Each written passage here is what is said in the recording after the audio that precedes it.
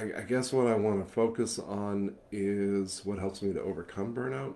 I have a number of free courses and resources on this on my site, thebesttherapy.org. I burned out so many times over the course of my career, and the greatest challenge for me was overcoming the expectations that I held of myself.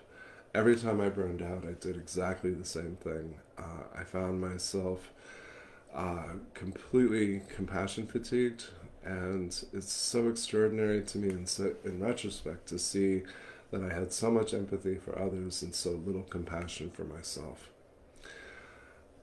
But each time that I burned out, I would take a little bit of time off, and I would sleep a lot, and I would get pursue some pastimes, some things that I enjoy, and then I would immediately go back to the same working conditions, the same expectations, the same standards, the same everything. Um, and it's what we're fond of calling the layperson's definition of insanity, doing the same thing over and over again and expecting a different result. So the challenge for me was to meaningfully look at myself the way that I look at my clients, and having a lot of compassion and having a willingness to simply see what is true.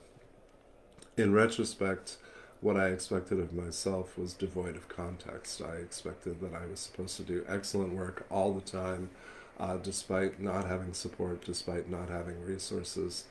And only when I became willing to meaningfully change the expectations that I held of myself, and only when I was willing to admit that I needed support, did I start seeking out kindred spirits. One of the greatest things that contributes to my career is a dear friend who is also a trauma therapist. I think for some of us, maybe we have good friends and family, maybe we have support, but if you don't have people who are doing similar work actively supporting you, then this work becomes very isolating. It becomes very lonely. It becomes this thing that you can't talk about with the people that you love. The example I always use is my wife, who's hands down the most supportive and amazing person in my life. But I'm never going to go home and share with her a trauma narrative that I listened to today, because she's an accountant. That's not what she does. And to present her with something that left me feeling some vicarious or secondary trauma is going to burden her. It's not going to help me. And there's going to be too much that I have to explain. So when I talk with somebody, with another trauma clinician, uh, immediately they understand, and immediately they have empathy, they have support. But what they have that's even more important to me is a willingness to challenge me, a willingness to call me out, point out my blind sides. And this is one of the most vital aspects to my not continuing to burn out.